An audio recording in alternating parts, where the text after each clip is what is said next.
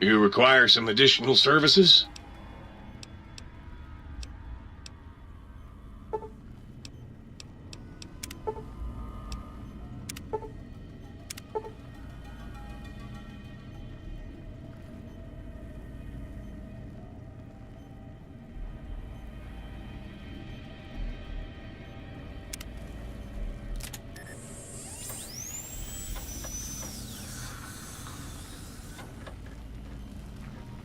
You require some additional...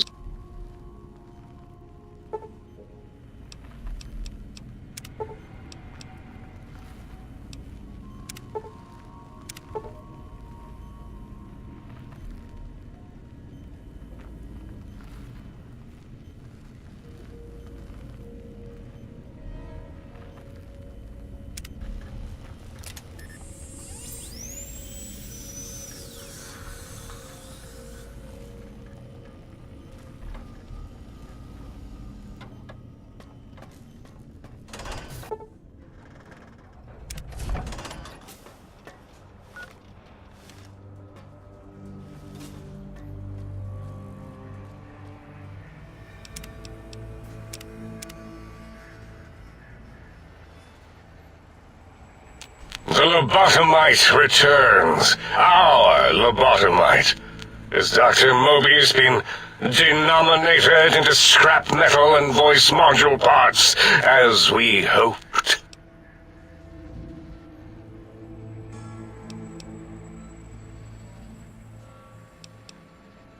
I recommend watching your tone with me, lobotomite.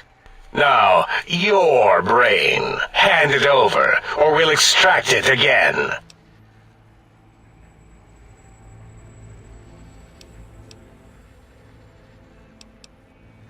And what could we possibly have to speak about? You have the brain, we have the technology. All you must do is surrender. With it, we can finally leave this place. I cannot tell you how boring this place gets, chopping up the landscape and everything in it. And we have so many questions to ask your brain first. About this Mojave place. A fertile testing ground for our experiments.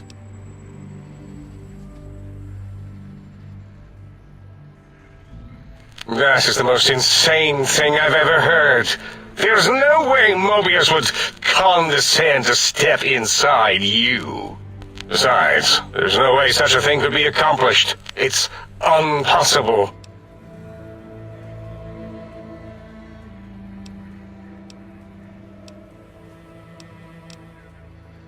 You speak the truth, and the decibel variation in your voice, it is Mobius.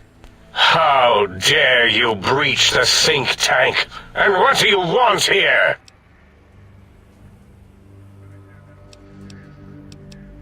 That's no deal at all. There's a whole world beyond the crater, filled with ideas and possibilities. We could have escaped, seen it all for ourselves, tested it, prodded at it, made it squirm.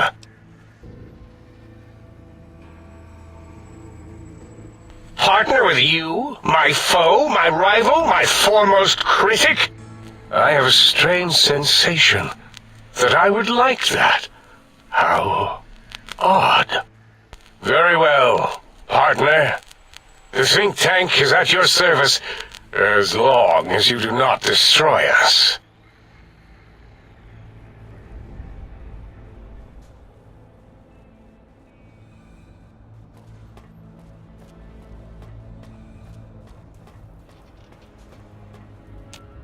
As it had been in the years before the Great War, Big Mountain, the Big Empty, became home to one of the brightest minds of the 23rd century.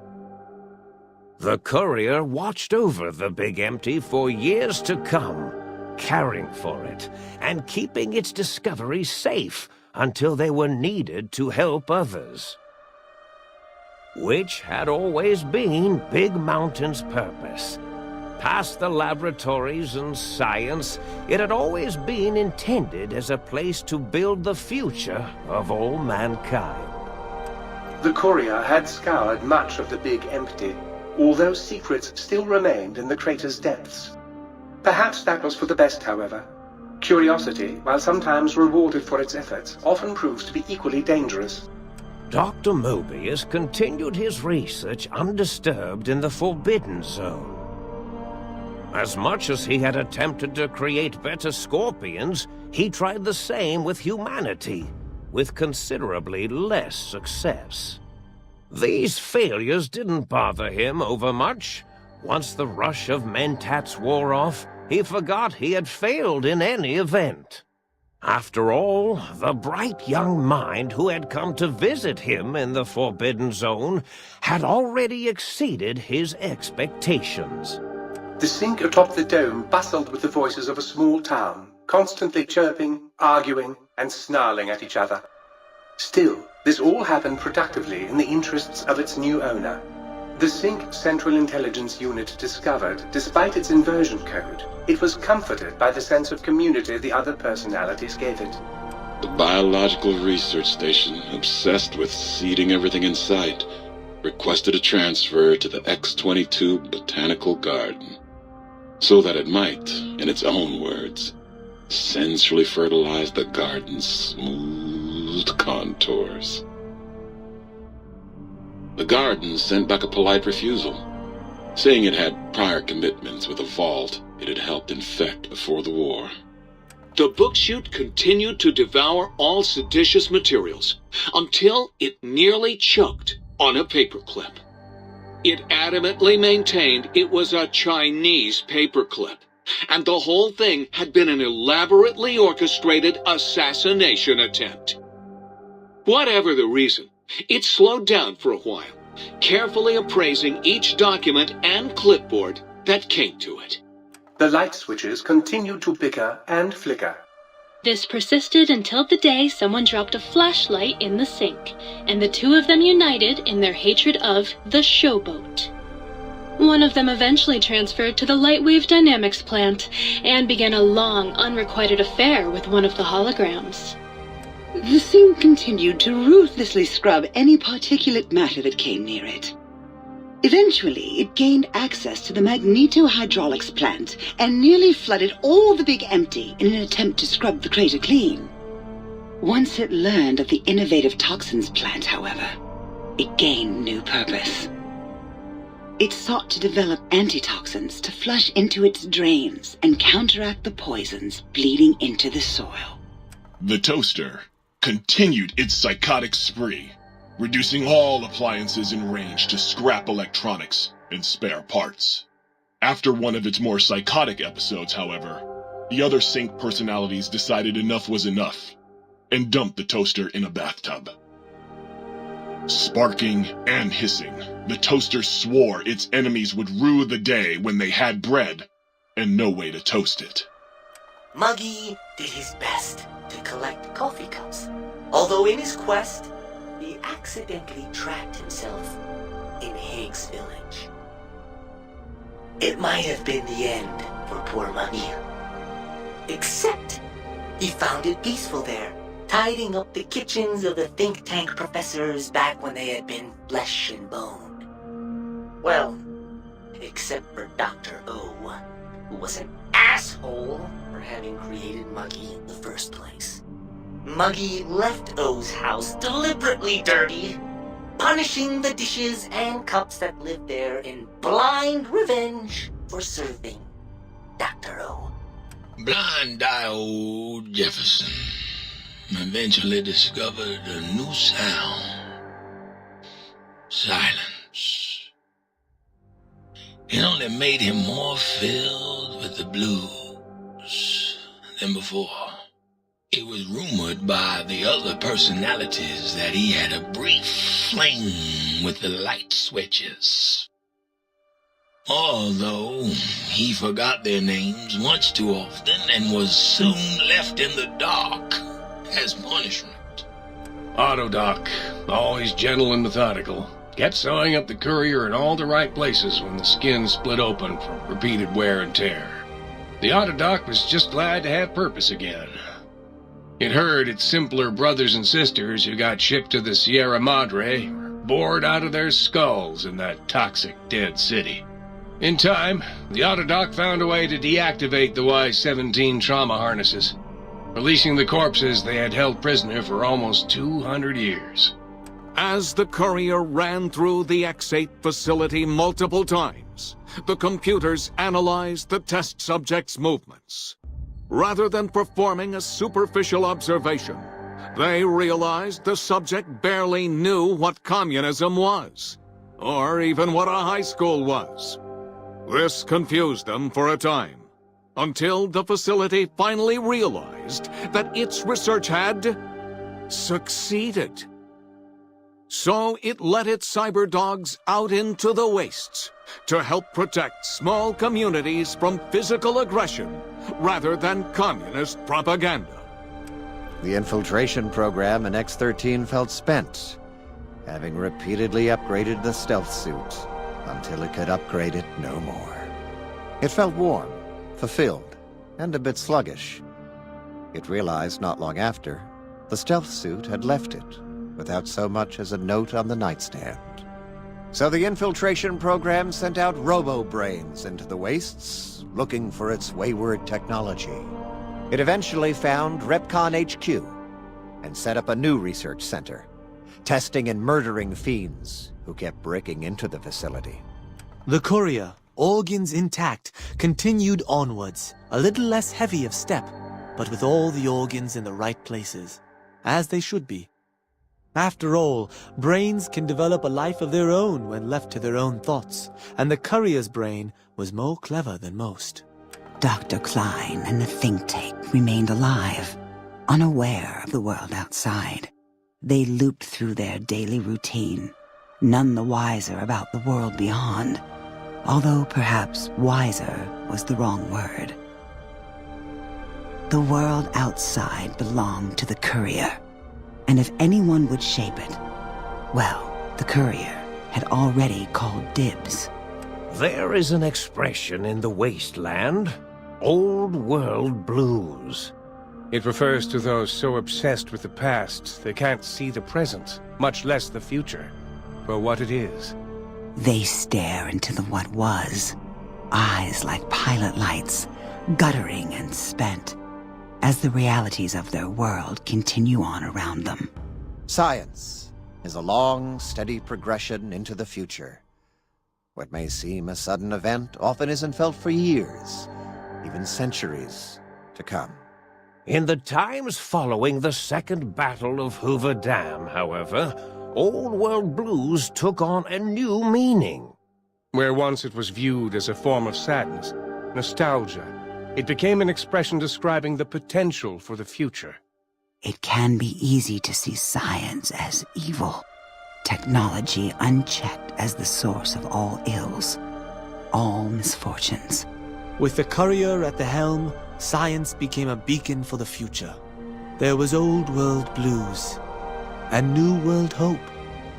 And hope ruled the day at Big Mountain. We could say more, but the stories in the Big Empty speak for themselves. Now armed with the transportal Ponder, the courier could return to the dome at any time and crack open the secrets of the Big Empty one by one. The Sync sat vigilant, waiting for its master to return, shoes covered in Mojave dust.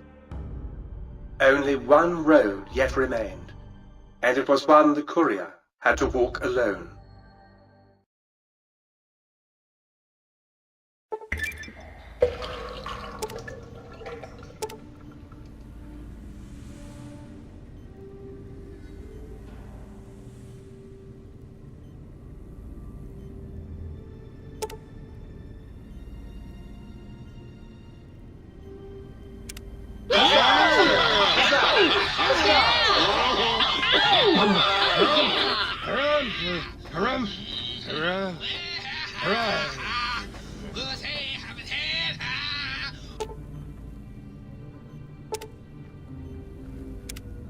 Might I be safe in the assumption that matters with the think tank have been satisfactorily concluded vis-à-vis your residence in this domicile? Very good, sir.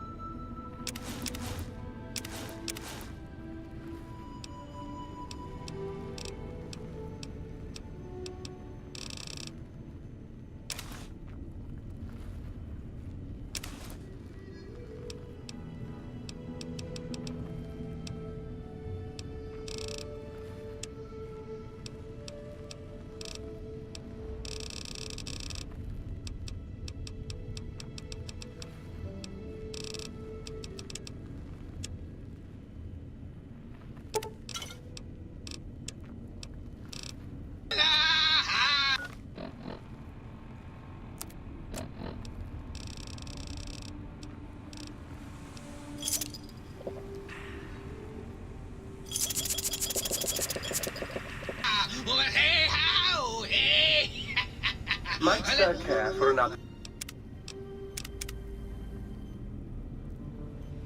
aperitif to balm the...